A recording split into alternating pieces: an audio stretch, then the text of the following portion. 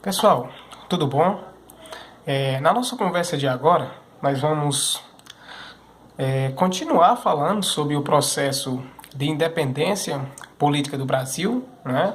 Agora com um olhar mais apurado, com um olhar mais crítico, né? Até porque hoje, 7 de setembro, né, é visto como a data oficial da independência política do Brasil.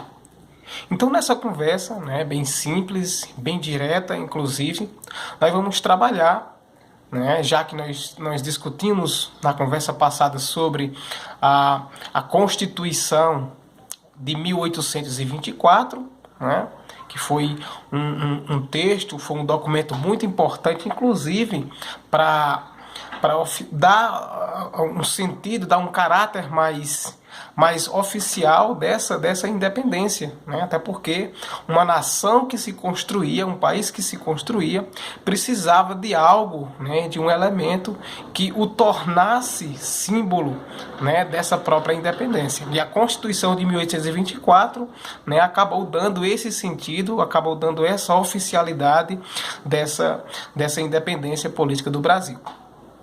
Então, fazendo aqui um apanhado geral das discussões anteriores, até nós entrarmos de fato no tema de hoje, que é trabalharmos o sentido e as simbologias que carregam essa independência do Brasil. Então, para isso, nós vamos fazer um apanhado de tudo que nós já discutimos até aqui. Eu lembro que nós tratamos, inclusive, né, 2 encontros atrás, desse processo de revisão do 7 de setembro. Né? E nós destacamos que datas são apenas pontas de icebergs. Por que a gente diz isso e o que é que isso significa? Significa dizer que para nós, profissionais da história, né, datas são importantes, mas mais do que importantes, mais do que essas datas, inclusive, né, mais importante do que essas datas são a gente poder entender o porquê que determinados fatos históricos aconteceram, quais setores da sociedade envolveram, quais setores da sociedade ficaram de fora desses acontecimentos. Para nós, isso é muito mais importante do que estarmos rememorando, estarmos discutindo datas. Tá bom? Mas elas são importantes desde que nós façamos essa discussão com muita propriedade, com um sentido mais crítico do termo. Perfeito? Então nós discutimos aqui, né, trouxemos essa revisão do 7 de setembro, né, com outras personalidades históricas que participaram dessa independência, que não são tratados nos livros didáticos, né? Discutimos também por que essas personalidades não são discutidas, não fazem parte da historiografia oficial, essa historiografia, essa escrita da história que está nos livros didáticos, né? Não faz parte também dessa história que é introjetada nas grandes mídias, principalmente nas telenovelas da Rede Globo de televisão, mas também em outros canais, né?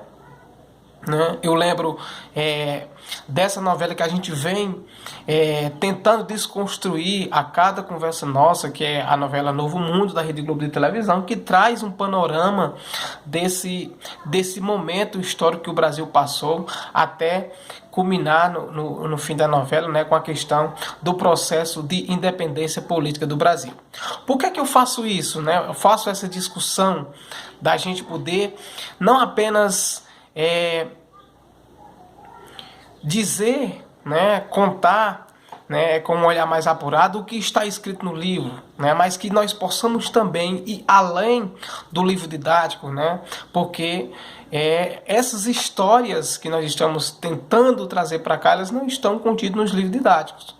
Tá bom? Essa discussão que nós estamos tentando implementar aqui, elas não estão, de fato, né, colocadas com muita propriedade nos livros didáticos. Apesar de que muitos livros já passaram por um processo de revisão, muitos livros já trazem histórias que antes não eram contadas, mas alguns deles ainda precisa passar por um grande processo de mudança, inclusive tratando desse processo da independência política do Brasil.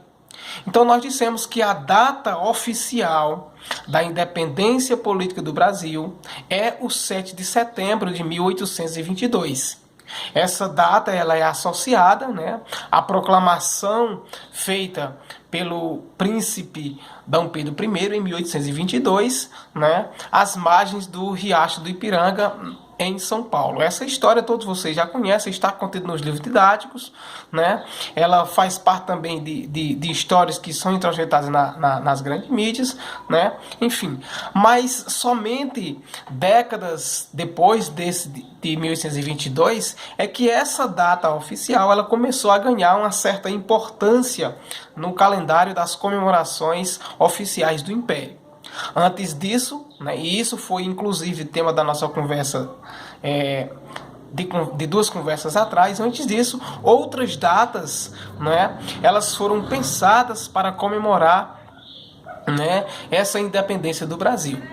Nós destacamos aqui, nós não vamos fazer uma discussão aprofundada disso, porque a gente já fez, vocês podem aí revisitar o nosso canal no YouTube, né, e poder revisitar as nossas videoaulas. Mas nós citamos aqui a convocação, né, da Assembleia Constituinte, a coroação ou até mesmo o aniversário do imperador Dom Pedro I, que foram datas que foram pensadas para comemorar, né, a independência do Brasil. Ou seja, o 7 de setembro de 1822, ela só foi pensada e colocada como uma data para comemorar o 7 de setembro muito tempo depois. Outras datas foram pensadas além do 7 de setembro, né? Convocação, a coroação do imperador, o aniversário do próprio Dom Pedro I, né? A convocação de uma Assembleia Constituinte para discutir, né, a questão da construção da própria Constituição de 1824, que foi motivo da nossa conversa passada. Enfim, todas essas datas foram pensadas e rememoradas.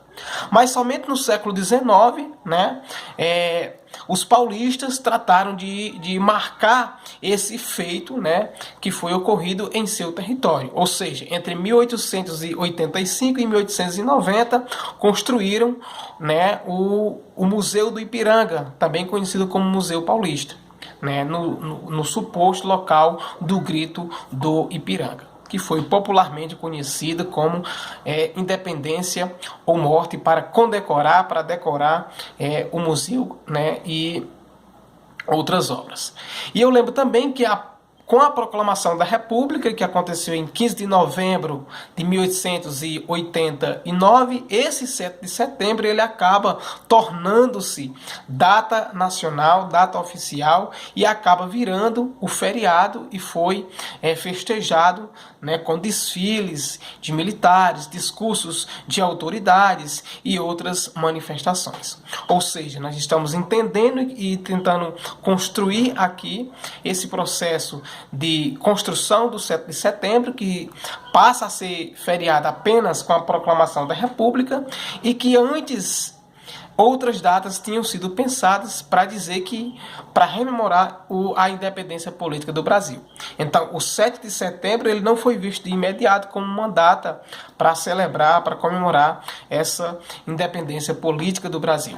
Então, a historiografia, a escrita da história atual, ela tem, né, e é um dever nosso enquanto profissional da história, é um dever nosso revisitar, reconstruir, né, trazer uma nova visão desse processo histórico do Brasil, né? Então, os profissionais da história têm revisto essa construção do 7 de setembro como data oficial, como data nacional da emancipação política do nosso país.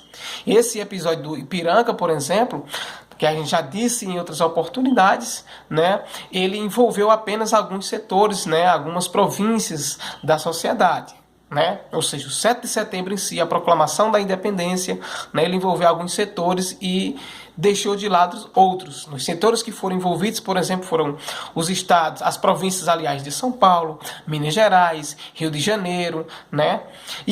Então outras províncias não teve essa repercussão, não participou desse processo, né? Então esse processo da independência do Brasil, ele foi construído nesse setor, tá bom? Nós tratamos da questão de Cachoeira, né, que foi uma cidade pioneira nesse processo da independência política do Brasil. Nós citamos algumas personalidades históricas que participaram desde cedo desse processo de pensar o Brasil fora das amarras de Portugal, de pensar esse Brasil separado de Portugal, de construir de fato um território que se tornasse independente, né? Além do que se conta, além do que se escreve.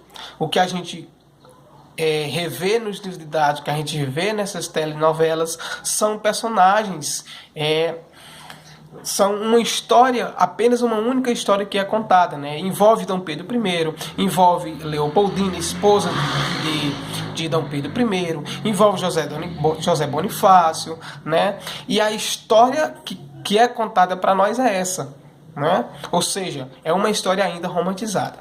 E é dentro desse cenário que nós vamos contribuir para esse sentido, né?